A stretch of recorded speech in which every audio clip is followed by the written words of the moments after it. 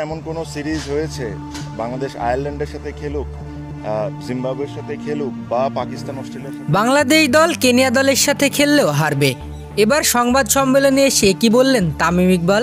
দর্শক, সম্প্রতি সময়ে বাংলাদেশের ক্রিকেটে মোটেও ভালো সময় যাচ্ছে না। কিছুদিন আগেও আরব আমিরাতের মতো একটি দলের কাছে বাজেভাবে সিরিজ হেরেছে দলটি।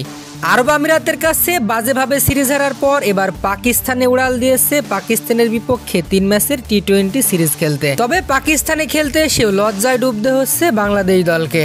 প্রথম 2 ম্যাচের দুটিতেই হেরেছে বেশ বড় ব্যবধানেই।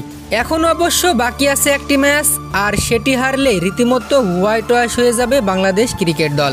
এর আগে অবশ্য যুক্তরাষ্ট্রের মতো দলের কাছে 2-1 ব্যবধানে টি-20তে সিরিজ হেরেছিল টাইগাররা। সুতরাং বোঝাই যাচ্ছে সম্প্রতি পারফরমেন্স বিচারে কতটা ছন্দহীন অবস্থায় আছে বাংলাদেশ ক্রিকেট। এজন্য বাংলাদেশ দলকে যে দলই পাচ্ছে সে দলই হেসে খেলে হারিয়ে দিচ্ছে। অথচ এই দলটাতেই তামিম, সাকিব, রিয়াদ অর্থাৎ পঞ্চপাণ্ডব থাকাকালে সুদিন দেখেছিল বাংলাদেশ ক্রিকেট।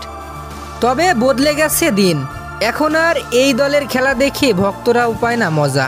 আর তাই তো এবার সংবাদ সম্মেলনে এসে দেশের ওপেনার তামিম ইকবাল বলেন, বাংলাদেশ ক্রিকেট টিম এখন যে দলের সাথে খেলবে সে দলের সাথেই হারবে, হোক সেটা কেনিয়া বা আফগানিস্তান বা জিম্বাবুয়ে। তো দর্শক, তামিম ইকবালের এই কথাটাকে আপনি কতটুকু যৌক্তিক বলে মনে করছেন তা জানিয়ে দিন আমাদের কমেন্ট বক্সে।